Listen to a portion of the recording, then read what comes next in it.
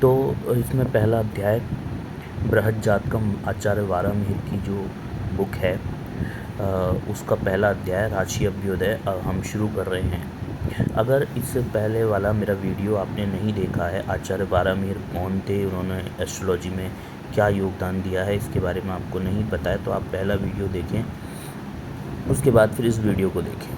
ठीक है, इसमें पहला ये मंगलाचरण है। मंगलाचरण का मतलब ये होता है कि एक टाइप की स्तुति करी गई है, जो इम्पोर्टेंट हैं, जहाँ से बात शुरू करनी है उन्हें। या हमारे यहाँ पर एक परंपरा रही है हिंदुओं में कि जब भी किसी शास्त्र को स्टार्ट किया जाता है तो कुछ देवताओं की स्तुति की जाती है ना। बहुत सारे अलग अलग देवता, जैसे वेदों में जो है अग्नि से स्टार्ट किया गया है, ऐसे ही एस्ट्रोलॉजी है तो एस्ट्रोलॉजी में, ज्योतिष शास्त्र में सबसे बड़ा जो देवता है आचार्य वारामिहिर, जिसकी स्तुति से चीज़ों को स्टार्ट करते हैं, वो है सूर्य। तो सूर्य की स्तुति की गई है और सूर्य के साथ साथ चंद्रमा का उपयोग बताया गया है कि सूर्य किस तरीके से चंद्रमा को प्रभावित करता है और चंद्रमा किस तरीके से फिर चीज़ों को प्रभावित करता है। देखो, कहानी है कि सूर्य तो अल्टीमेट सोर्स ऑफ एनर्जी है ही, सूर्य दुनिया में सबसे बड़ी एनर्जी का स्रोत है, लेकिन किसी एनर्जी के स्रोत को एक माध्यम चाहिए होता है। किसी भी चीज़ को, किसी भी इवेंट के होने को, एक घटना के होने को एक माध्यम चाहिए होता है, और वो माध्यम जो है वो है चंद्रमा। एक टाइप का सैटेलाइट है अर्थ का, और अर्थ का सैटेलाइट होने की वजह से अर्थ पर जितने भी इवेंट जिस भी एनर्जी के द्वारा, चाहे वो सूर्य हो, चाहे वो बृहस्पति हो, चाहे वो शनि हो, किसी भी एनर्जी के द्वारा अगर कोई इवेंट अर्थ पर होता है तो वो बिना चंद्रमा के माध्यम के नहीं हो सकता। इसलिए चंद्रमा को बहुत ही इम्पोर्टेंट माना गया है भारतीय ज्योतिष शास्त्रों में, और यही बात आचार्य वारामिहिर के इन वक्तव्यों से समझ में भी आती है कि अनेक किरणों वाले 3 लोगों को प्रकाशित करने वाले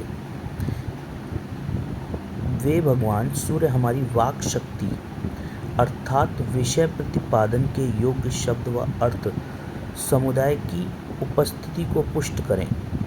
ठीक है, अब यहाँ पर ये बोल रहे हैं कि एक बहुत इम्पोर्टेंट बात इन्होंने बोली कि ये बोल रहे हैं कि वाक शक्ति, अब ये एक्चुअली इसमें ना वो नहीं है, वाक शक्ति कहाँ गया, ये गायब क्या हो गया।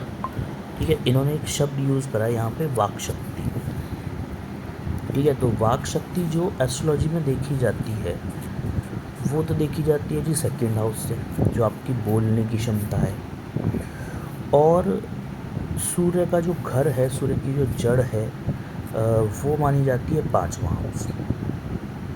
ठीक है, तो 5वां हाउस अब वाक शक्ति को कैसे रिप्रेजेंट करता है, सूर्य वाक शक्ति को कैसे रिप्रेजेंट करता है। तो 5वां हाउस जो है वो आपके फर्स्ट हाउस से पंचम है, इसीलिए उसे 5th हाउस बोला जाता है। वो आपकी पर्सनालिटी को मजबूत करता है। अगर सूर्य पंचम में बैठे हुए हैं या 5th लॉर्ड से संबंध बना रहे हैं तो वो आपकी पर्सनालिटी को इम्प्रूव कर देता है। जब आप किसी के सामने खड़े होते हैं तो आपकी पर्सनालिटी में एक अट्रैक्शन होता है, आपके बोलने में एक चमक और एक मैग्नेटिक तत्व होते हैं। ठीक है, इसी बात की यहाँ पे ये चर्चा कर रहे हैं। वैसे सेकंड हाउस में सूर्य को मैंने उतना अच्छा नहीं देखा है, ठीक है, क्योंकि सेकंड हाउस जो है मेनली चंद्रमा वहाँ पे उच्च के होते हैं, शुक्र की राशि आती है और वो बृहस्पति का घर माना जाता है। तो तीनों ही सॉफ्ट प्लैनेट का प्रभाव वहाँ पर है, और ऐसे में सूर्य अगर वहाँ पर आते हैं तो ये जो समय है इसको बहुत अच्छा, या ये जो सूर्य है इसको बहुत अच्छा सूर्य नहीं माना जाता मेरे हिसाब से। ठीक है, लेकिन फिर भी बुरा तो नहीं कह सकते, मतलब नेगेटिव नहीं है, बहुत ज़्यादा पॉजिटिव नहीं होते वहाँ पे सूर्य, क्योंकि वो जो समय होता है ना सूर्य के लिए, अगर सूर्य मान लो किसी का सेकंड हाउस में है तो सेकंड हाउस का सूर्य मतलब ये मान लो कि आपका जो सूर्योदय का समय है उससे 2.5 घंटा पहले का समय, तो ये ब्रह्म मुहूर्त के आसपास का समय माना जाता है। यहाँ पे केतु बहुत ज़्यादा स्ट्रांग होते हैं, केतु का समय होता है, और सूर्य जो है बिल्कुल अपने प्रभाव में नहीं होते। जो सूर्य का जो चमक है ना, सूर्य की जो गर्मी है वो इस समय पर कहीं ना कहीं विलुप्त होती है। पर चलिए, वारामिहिर जी कह रहे हैं तो वाक शक्ति को मान सकते हैं सूर्य भगवान से।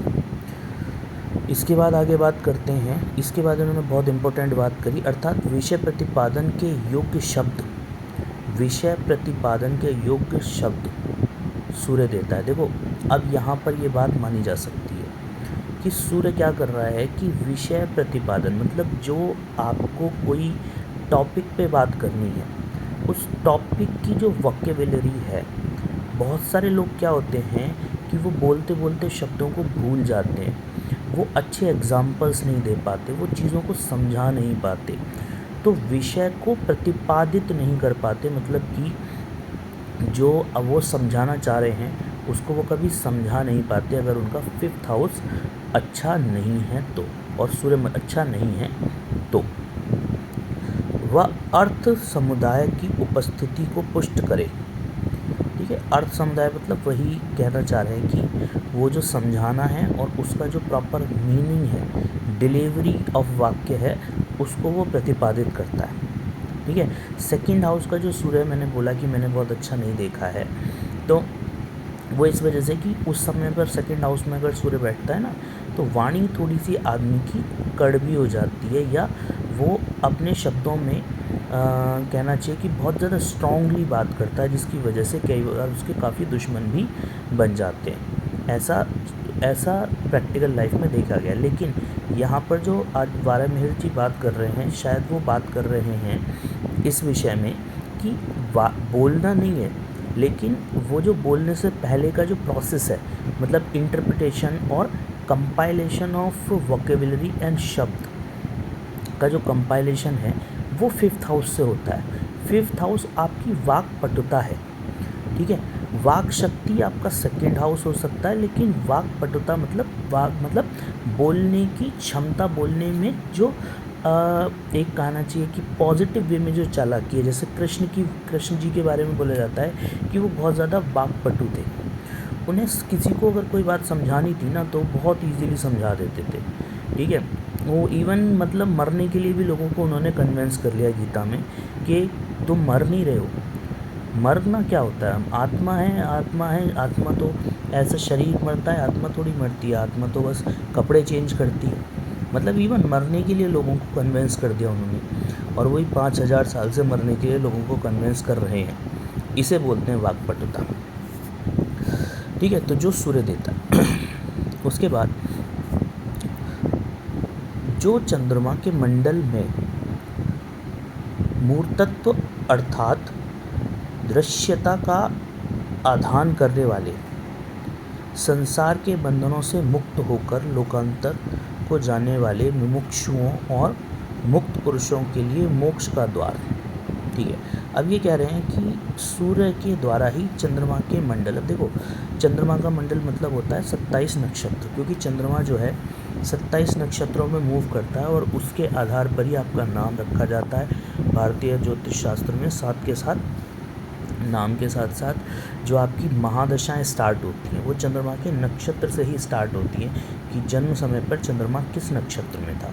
उसके साथ पूरा का पूरा होरा शास्त्र, ट्रांजिट का जो विज्ञान है एस्ट्रोलॉजी में, पूरा का पूरा चंद्रमा से रिलेटेड है। मुहूर्त शास्त्र पूरा चंद्रमा से रिलेटेड है। तो एस्ट्रोलॉजी में चंद्रमा एक सबसे इम्पोर्टेंट प्लैनेट माना जाता है। किसी इवेंट के होने के लिए कोई घटना किस क्षण घटेगी, इसको अगर आपको जानना है तो वो चंद्रमा के बिना नहीं जाना जा सकता।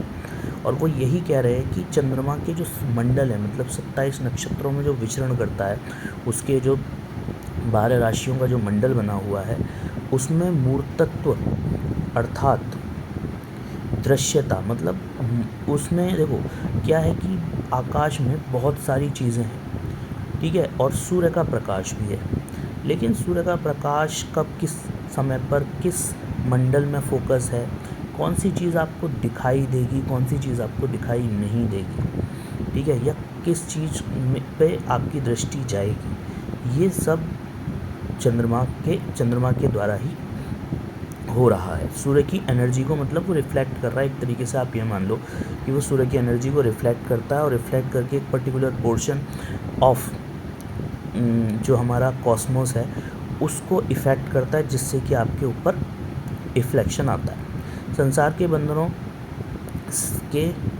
बंधनों से मुक्त होकर अब ये संसार के बंधनों से मुक्त करने का मतलब यही है कि जो है, अगर आप एस्ट्रोलॉजी को अच्छे से समझते हैं, अपने चंद्रमा को अच्छे से समझते हैं, तो आप भी धीरे धीरे संसार के बंधनों से मुक्त हो जाएंगे। और एस्ट्रोलॉजी का मतलब ही ये है कि एस्ट्रोलॉजी आपके जो है भाग्य को नहीं बदल सकती, लेकिन हाँ, एस्ट्रोलॉजी ये है कि अगर आप एस्ट्रोलॉजी को अच्छे से समझते हैं तो एस्ट्रोलॉजी एक तरीके की स्पिरिचुअल साइंस है जो कि इन बंधनों से मुक्त कर देती है। जैसे कि भाई कृष्ण जी के जीवन में आप देखो कि कृष्ण जी ने क्या हुआ कि भाई उन लड़ाई तो नहीं रुकवा पाए वो, लेकिन उनको दोष किसी चीज़ का नहीं लगा। इतने लोग उन्होंने मरवा दिए, लेकिन उनको दोष किसी चीज़ का नहीं लगा। तो जब आप जानते हुए कोशिशों के साथ कोई प्रयास करते हैं तो उसके जो आपको पाप है वो नहीं लगता कि आपने तो अपना पूरा एफर्ट लगाया है ना। अब दूसरा आदमी के सर पे मृत्यु सवार है तो आप क्या कर सकते हो, तो उसका पाप आपको नहीं लगेगा। ठीक है। मुमुक्षु मतलब जो जानने के इच्छुक होते हैं, और मुक्त पुरुष जो कि मुक्ति को जानने के इच्छुक होते हैं। मोक्ष का द्वार खोलता है चंद्रमा।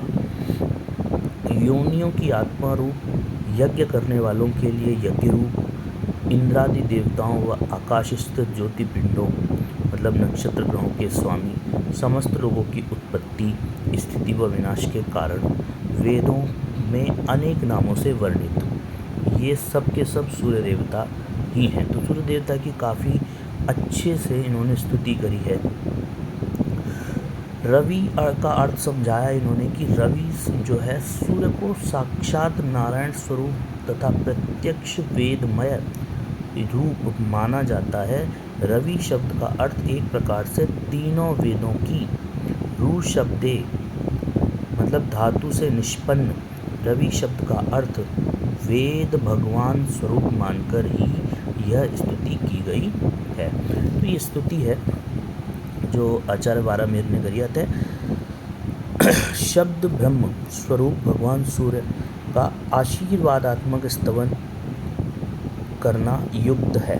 तो इन्होंने ये बोला है कि भाई जो शब्द स्वरूप हैं सूर्य, अब शब्द स्वरूप सूर्य को क्यों बोला गया है कि देखो मैं अब साइंटिफिक वे में समझाता हूँ इस चीज़ को।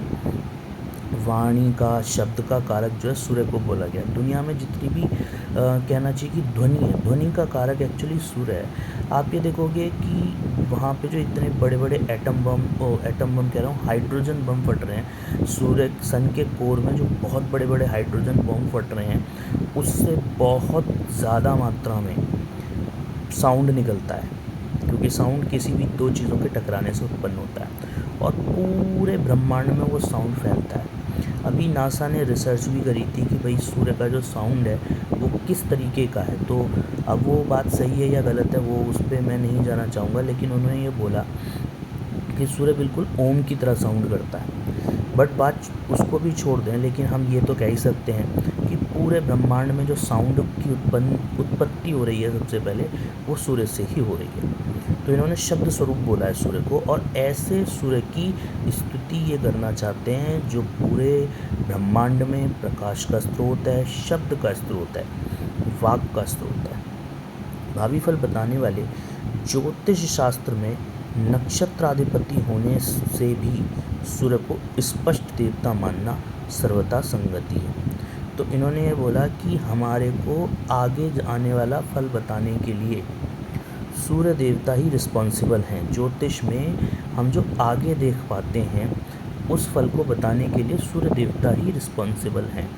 ठीक है। और इसीलिए मैं सूर्य देवता की स्तुति करता हूँ। इसको 2 मिनट में और समझाना चाहूँगा। आज विज्ञान के आधार पर आप ये बोलते हैं कि देखो सूर्य से अर्थ पर जो पहली किरण आती है उसको 8 मिनट लगते हैं सूर्य से अर्थ तक ट्रेवल करने के लिए, और ये NCERT में लिखा हुआ है 10th क्लास की, आप पढ़ भी सकते हो। और टाइम टेबल की भी जो थ्योरी है वो भी आप ध्यान से समझोगे तो पता चलेगा कि अर्थ से जो हम सन को देखते हैं वो 2 मिनट पहले या बाद का दिखाई देता है, और यही टाइम ट्रेवल का आधार है। ठीक है। मतलब हम कभी भी जो इमेज देख रहे हैं अपने से दूर, सन की या मून की या किसी स्टार की, किसी टेलीस्कोप से जो इमेज देखी जा रही है वो इमेज उसकी पास्ट की इमेज होती है। वो इमेज हो सकता है 100 साल पुरानी हो, 200 साल पुरानी हो, 500 साल पुरानी हो, 1000 साल पुरानी हो। और वैज्ञानिक तो ऐसा भी कहते हैं कि अगर टेलीस्कोप लगा के अगर कोई इमेज आप किसी स्टार की कोई लाइट पकड़ते हो तो वो इतनी पुरानी भी हो सकती है जितनी पुरानी टोटल अर्थ भी नहीं है। तो अगर आप टेलीस्कोप लगाते हो बहुत बड़ा कोई और उससे किसी रे को पकड़ते हो और वहाँ पे आप देखते हो कि वहाँ पे मान लो कोई मानव सभ्यता रह रही है या वहाँ पे जीवन पनप रहा है, तो वो जो इमेज है हो सकता है बिलियंस ऑफ ईयर पुरानी हो, जो आज आपकी पकड़ में आ रही है, आज आप उसे देख रहे हो। इसी आधार पर वैज्ञानिक ये कहते हैं कि हम फ्यूचर को पहले ही देख सकते हैं और पास्ट को भी बाद में सुना या देखा जा सकता है। इसी आधार पर वैज्ञानिक ये कहते हैं कि शब्द भी ब्रह्मांड में कभी ख़त्म नहीं होता, और जितना भी अगर मान लो किसी ने उपदेश दिया है, जैसे कृष्ण का जो गीता का उपदेश है, वैज्ञानिक ये कहते हैं कि आज हमारे पास ऐसे उपकरण नहीं है, लेकिन फ्यूचर में हमारे पास ऐसे उपकरण होंगे कि हम कृष्ण के दिए गए 5000 साल पहले दिए गए उपदेश जो अभी भी वायुमंडल में तैर रहे हैं उनको पकड़ेंगे और सुनेंगे। यही टाइम ट्रेवल का आधार है, और यही वारामिहिर जी कहना चाहते हैं कि वो ऐसे सूर्य की स्तुति कर रहे हैं जो ज्योतिष शास्त्र और नक्षत्रों का अधिपति है और भावी फल बताने वाला है। भावी मतलब भविष्य का फल बताने वाला है, और पास्ट का भी बताएगा। जब भविष्य का बता देगा तो पास्ट का भी बताएगा। तो ये थी आज सन की स्तुति। धन्यवाद।